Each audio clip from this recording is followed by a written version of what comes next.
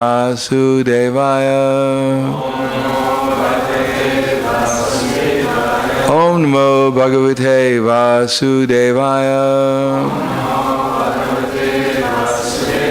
Om Namo Bhagavate Vasudevaya. Shri Bhagavad Gita as it is, chapter 2, contents of the Gita summarized, text number 6. Nachaitad vidmak kartara nagaryo yadvadema yadi vanho jayayu yan eva hadvana jiji vishamas Tevasitak pramukhe dhartarastra Nachaitad vidmak kartara nagaryo yadvadema yadi vanho jayayu yan eva hadvana jiji vishamas Tevasitak pramukhe dhartarastra.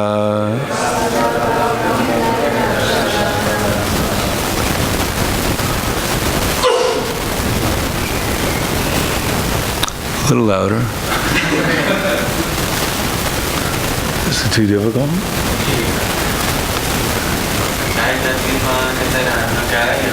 Yachaitad vidmak kartara nagaryo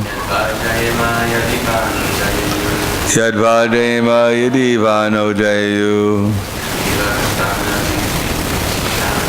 yan eva hadvana jiji vishamas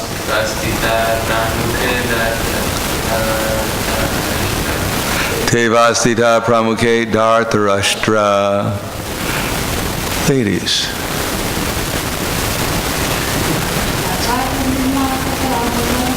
Yachaitad vidmat kartara nagaryo Yadvadema yadi vanho jayayu yan eva hadvana jiji vishamas Tevasita pramukhe dhartarastra. Na nor cha also etat this vidmak do we know kartarat which na for us karya better yadva whether jayema we may conquer yadi if va or na us jayayu they conquer yan those who eva certainly hadva by killing na never jiji vishama we would want to live te all of them avastitaha are situated pramukhe in the front dhartarashtra the sons of Dhritarashtra.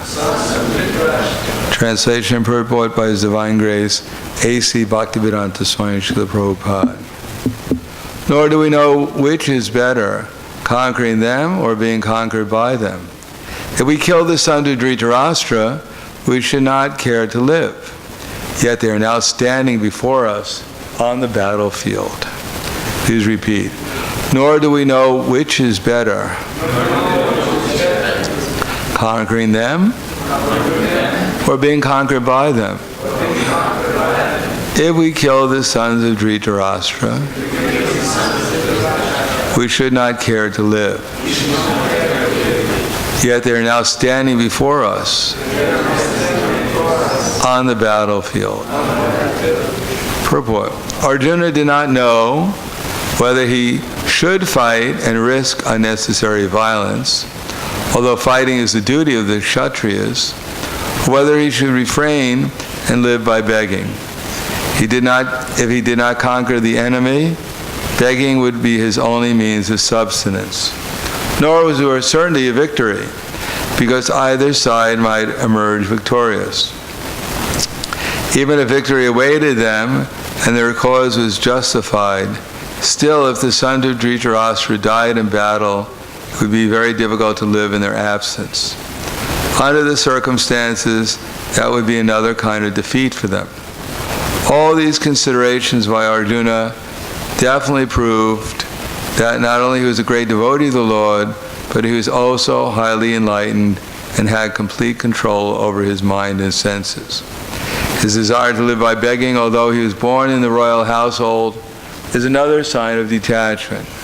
He was truly virtuous, as these qualities, combined with his faith in the words of instruction of Sri Krishna, his spiritual master, indicate. It is concluded that Arjuna is quite fit for liberation. Unless the senses are controlled, there is no chance of elevation to the platform of knowledge. And without knowledge and devotion, there is no chance of liberation. Arjuna is competent in all these attributes over and above his enormous attributes in his material relationships.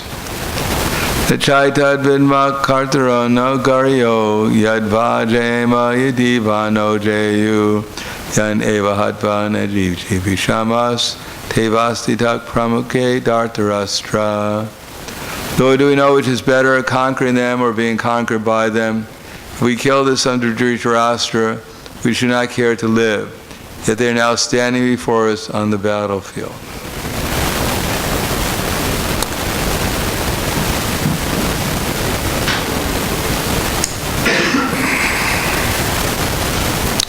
Namo Vishnu Vidaya Krishna Prasthaya Bhutale Srimate Bhaktivedanta Swami Namane Namaste Saraswatunde Ve Gauravani Vicharane Nirvishesha Shunyavadi Paskadyade Siddharane.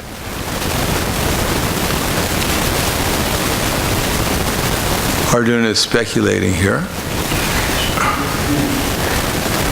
One of the stages of Anishtita Bhajna Kriya. The first one is Utsahamayi.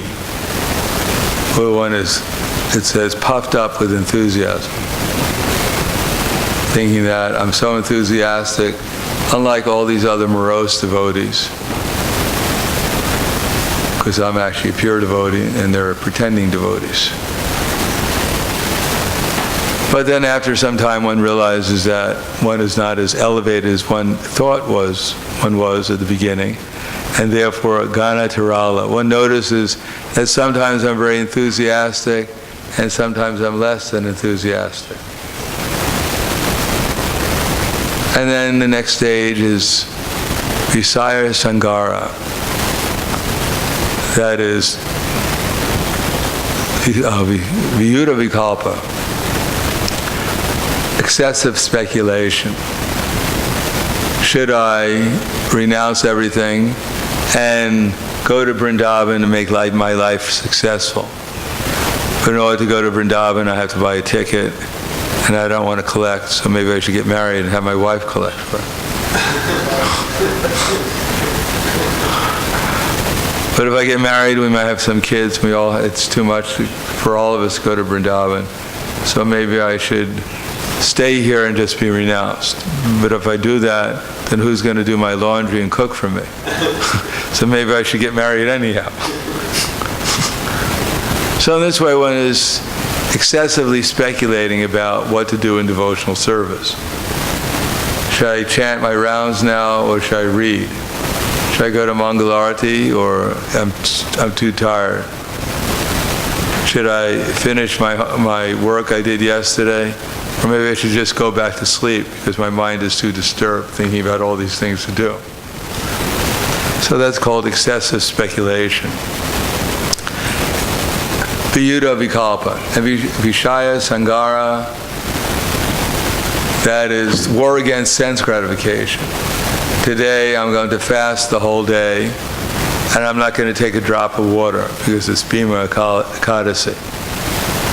Of course I'm going to have a big feast, but I'm not going to take any water. So that way I'll observe Niljal. Niljal, no water. Put a big feast of prasadam. Or maybe, and one is fat, or say one is actually not taking any prasadam the whole day, and he's looking at all the other devotees thinking, just see all these sense gratifiers. They're definitely never going to make any progress in devotional service because they're just gratifying their senses, even on Ekadasi. How sinful. And I've been here, it's been at least, I only have 23 hours left, and I can break my fast too. Now it's only 22 hours, and look at all these other devotees, they're still eating. I can't believe it. And now it's 3 hours, 59 minutes, and 2 seconds left, and then finally I can break my fast too. And then finally the time comes to breaking the fast, and the mantra is, you're up there and I'm down here, let's eat. And one eats twice as much as one normally does, just in case one has to fast for the next Ekadasi. But if one can steady oneself and observe the proper rules and regulations to the best one can do. In other words, one has stopped excessive speculation, one has realized one is not as elevated as one thought one was, one is more or less able to fulfill one's vows and not get too disturbed or too arrogant about it. Then the next stage is yamakshama, inability to complete one's vows. Today I'm going to chant 32 rounds every day without fail, and I did it. And the next day I don't have time to chant 32 rounds, so I'm going to chant 29 rounds. And the next day after that it's 28, and then it's 16, then it's 15, and it's too difficult to chant. No, usually it's back to 16. Or I'm going to wake up at 2:30 every morning, and one does that for a while, and then it's 3 o'clock, then 3:30, and then luckily Mangalarti here is at 5. So inability to complete one's vows, but after a while one becomes steady. He can come to Mangalarti, complete his rounds, do regulated devotional service, and then everyone thinks he's liberated. And that's called Taranga Rangini, enjoying the small waves of devotional achievement.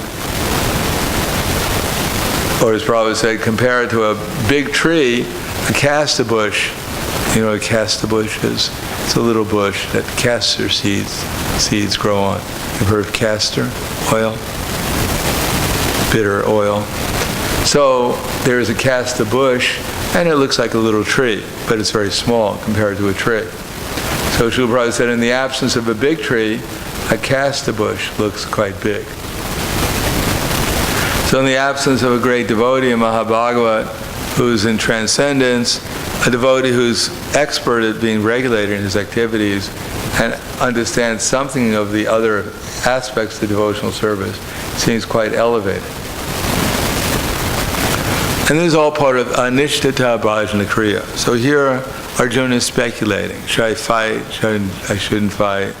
But if I fought, then I might kill my relatives, and then I'll be unhappy. And if I run away, then I might be unhappy because everyone's going to criticize me. So Arjuna's quite confused. He wants to do the best thing for his happiness, and he doesn't know what it is. He doesn't know the secret of happiness. But here Prabhupada said he's quite fit for liberation because whatever he thinks he should do, that's what he's going to do. Usually people, if they find out what they should do, they don't do it anyhow. They approach an authority, inquire submissively, ask what to do, and when they find out what they're supposed to do, and if they don't like it, they don't do it anyhow. But Arjuna was different. If he knew what to do, then he would do it. So he's willing to do his duty, he just doesn't know what it is. And unless one can do his duty, then the mind can't be peaceful.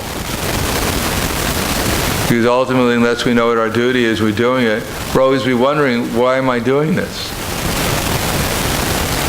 And if we're wondering, why am I doing this, maybe I should be doing something else, then our minds are unpeaceful, and then we can't hear how to do things better, or in better consciousness.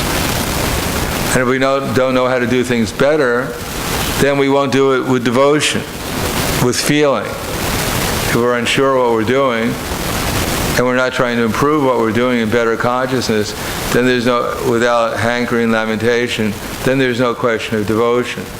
And without devotion to something higher than our material conception, then there's no question of liberation from our material conception. So at least Arjun was willing to do what he was supposed to do, and he was going to hear from Krishna, the best authority, and ultimately he was going to be, that knowledge, he was going to devote himself to it. Do it with some devotion under Krishna's direction. So similarly, Tadvidi pranipatena pariprashnena sevaya upadekshanti te jnana jnanina tattvadarshanaha. That one has to take a humble attitude, approaching. In other words, if we think we know what we want to do, then there's no question of approaching anyone to inquire what we should do, because we just want to get the answer that we want. And if we don't get the answer we want, we just go to someone else and reject them. Just like I said, when we originally had our 11 acharyas, after Srila Prabhupada left, then it was understood you could take Shiksha Gurus. So some of the devotees took Shiksha Gurus, but more or less based upon the fact that their Diksha Guru didn't eat certain foods, like pizza or ice cream. But they could choose a Shiksha Guru, and they could offer the pizza and ice cream to the picture of the Shiksha Guru, and it would be offered. And if their Shiksha Guru renounced pizza and ice cream, they renounced their Shiksha Guru also, and found a more appropriate Guru to take shelter of.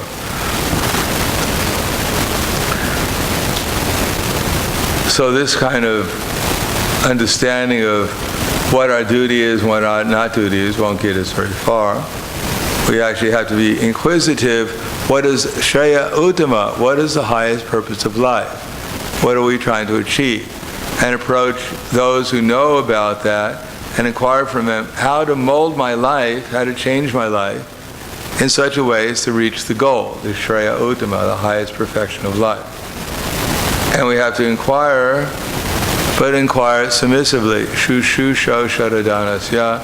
Submissively means that we're ready to render service. We're not sitting there and we're trying to pick out what we like that confirms what we want to do. Say, all right, that's a good point. Well, what is he saying that for? Who does he think he is anyhow? He doesn't know anything. So that kind of like picking out what we like and rejecting what we don't like is not going to get us very far, if anywhere. Therefore, we should be prepared to follow the instructions, if they're valid, coming into simple succession, and render service, according to what we've heard. So as I said, the background is everything belongs to Krishna. We're hearing about that. That's the final sabandha, is that everything is actually Krishna's energy. And we should find out what Krishna wants us to do. So Arjuna had forgotten that everything is Krishna's energy. He's thinking that these are my relatives, this is my body, this is my army, this is mine, this is mine. So he forgot everything belongs to Krishna. But luckily he was going to hear from Krishna, and Krishna is going to tell him, I'm the source of everything.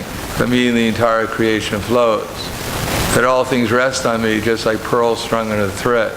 So he's going to get the sambandha from Krishna. Everything belongs to him. And Krishna is going to tell him what to do. He's going to say, fight. Kill those rascals. But do it for me. Not, oh wow, now I got a chance, I can kill all those rascals. I always wanted to see a little blood here and there. No, but he was going to fight because Krishna wanted him to fight out of devotion for Krishna. And he did it. He fought on behalf of Krishna, and therefore he became very dear to Krishna. Of course, he was always very dear to Krishna, but he was remaining in his constitutional position as being the servant of Krishna's servants. So similarly, that's why we're inquiring to find out what is the truth. We'll find out the truth is everything is Krishna's energy, and that we should utilize it for Krishna's service. And if we accept that and do that to please Krishna, then we become conscious of Krishna. And when we become conscious of Krishna, simultaneously we'll become conscious of everything else. We'll become conscious of our own spiritual identity and everyone else's spiritual identity also. And then our life will become perfect. And if we don't see things like that, then we'll think, I'm this body, this is a man, this is a woman, this is my friend, this is my enemy, this is what I want to do, this is what I don't want to do, maybe I should do this, maybe I should do that. We'll just spend our whole life speculating. And if we accept Krishna's representatives, or representatives within our heart, and become a servant of them, and allow them to tell us what we should do, with consultation, we can also discuss things with them, what we're inspired to do. But ultimately, we should feel ourselves a servant of Krishna's servants, and that's what attracts Krishna to reveal himself. And if we want to do things independently without that feeling of being a servant to Krishna's servant, we can do so many things in this world, but we'll never go to the spiritual world. We'll never come to spiritual consciousness. So I'll stop there. Thank you. Any questions? Yes. Hare Krishna, thank you for the lecture. I had a thought or a question. You said without regulation or duty we cannot speak after that devotion, as our mind is quite weak and we cannot work on the platform always on the duty. What to speak about the devotion? And so the question would be how to fix our mind stronger on the duty and then go to the... It's only about the gunas, or there's... I guess we have to go through the lower modes and... Oh, we don't have to go. We're already in some mode of nature. But we have to hear from our processes. We're not going through Varna and Ashram. We don't have the time. What we're doing is we're hearing how to surrender to Krishna, and we hear through his representatives what they want us to do in the service of what they understand Krishna wants us to do in the service of especially the Sankirtan movement. And if we become willing to utilize our body, our minds, our words, our faith, our refuge in that service that was being described to us, then we become an instrument for Krishna. And that way Krishna becomes pleased and reveals himself to us.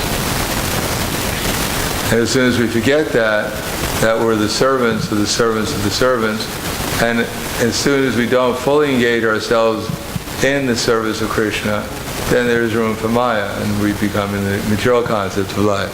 I am this body, and although I'm performing devotional service, I want this and I want that, and I need this and I need that, and I'll only do the service if this happens, and I won't do it if this happens. We become conditioned devotees.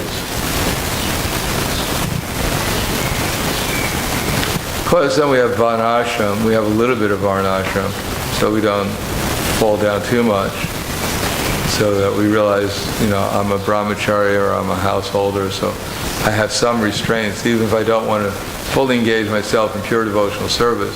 Still, even on the material platform, I have restrictions. So as long as we keep those restrictions and make some attempt to surrender gradually, then we'll gradually make some progress. Yes?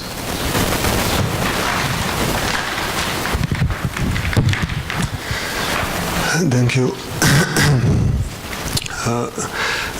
Yesterday you spoke about omniscience not being the the required qualification of a guru to give qualified advice to omniscience, to give qualified advice to a disciple. Krishna is in Bhagavad Gita to the extent... What is that word, omniscience? Omniscience, yeah. What does that mean? Omniscient. Omniscient. Yeah. All-knowing. All-knowing, yeah. Krishna is indicating in Bhagavad Gita, at least in 2 places, that pure devotee is omniscient in some sense. Really? Yeah, in 50... Really? I've read the Bhagavad Gita quite a number of times. I've never noticed that. 15, tell us where it is. 15, 19, and 12. 9 Gunavyas 15. 15, 19, and 12, 16, something like that. That he knows the essence of all things. That's but the stronger statement is in 15th chapter. Evam samudo janati purushottama sasarvavit bhajante mam sarvabhavena bharata. I think that's 15:19.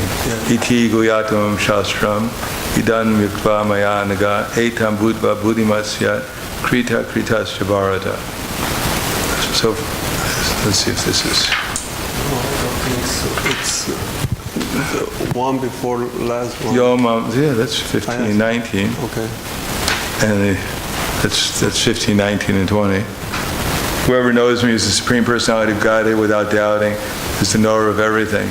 He therefore engages himself in full devotional service to me, O son of Bharata. Is that the one you're referring to? Yeah. This is the most confidential part of the Vedic scriptures, or a sinless one, is now disclosed by me. Whoever understands this will become wise, and his endeavors will know perfection. So from that you take it that when it becomes omniscient? That's my question. If that's... He's the knower of everything. Yeah. Could you imagine if you knew everything, how disturbed you'd become? But what that means, this verse then? What this verse means? It means he knows the truth. He knows Krishna.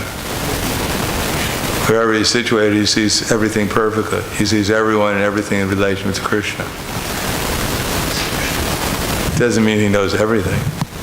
But to advise a disciple, for example, in very specific circumstances, then some kind of this omniscience, or what's the word, should be present or not? No, he knows whatever Krishna, as Prabhupada said, he knows whatever Krishna tells him. Right. No, that's... So he asks Krishna and Krishna tells him. So Krishna is omniscient. So he can tell him what Krishna thinks is appropriate. So spiritual master is on... Mahabhagavad, who's actually in touch with Krishna. Not that because he gave some initiation, now he become directly in touch with Krishna. That's not the process. But one who's actually in touch with Krishna, he knows under all circumstances what's to be done because he can ask Krishna and Krishna can tell him. But he doesn't have to be in every atom. He can leave that up to Krishna. Otherwise we get really crowded in there.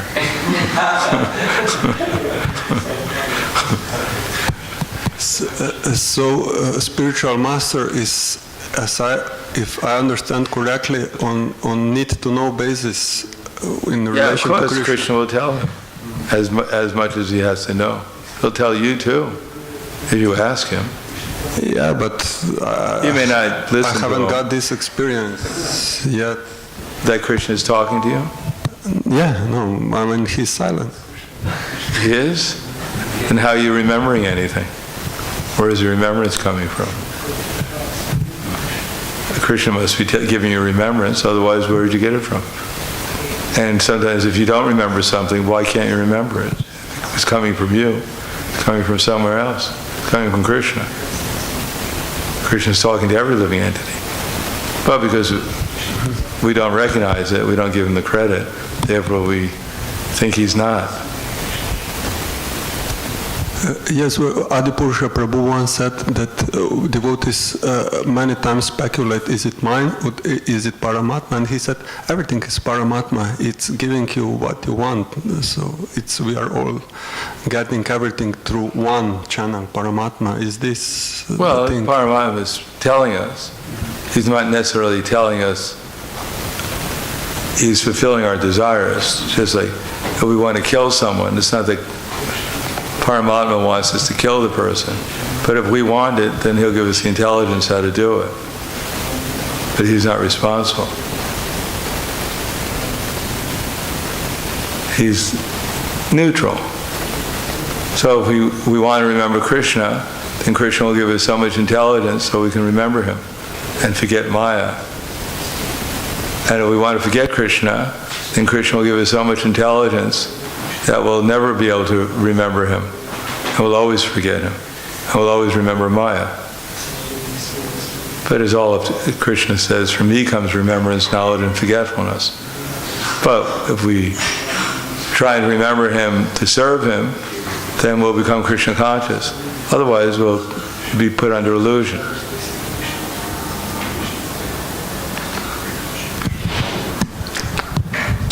Anything else? Okay, thank you very much. Grantaraj Srimad Bhagavad Gita Ki Jai. Srila Prabhupada Ki Jai. Gaur Premanande.